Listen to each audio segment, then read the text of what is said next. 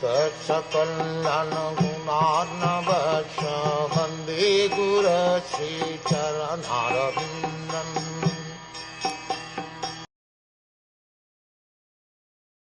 That Supreme Personality of Godhead, Lord Sri Krishna, in the guise of all-devouring time Kalrup, has now descended on earth to eliminate the envious from the world.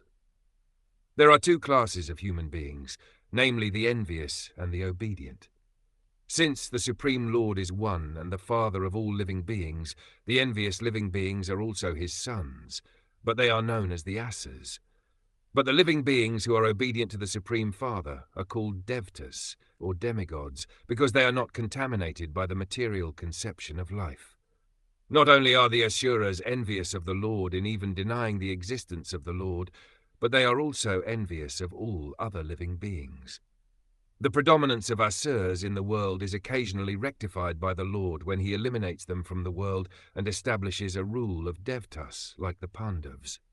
His designation as Kal in disguise is significant. He is not at all dangerous, but he is the transcendental form of eternity, knowledge and bliss. For the devotees, his factual form is disclosed, and for the non-devotees, he appears like Kalrup, which is causal form. This causal form of the Lord is not at all pleasing to the Asas, and therefore they think of the Lord as formless in order to feel secure that they will not be vanished by the Lord.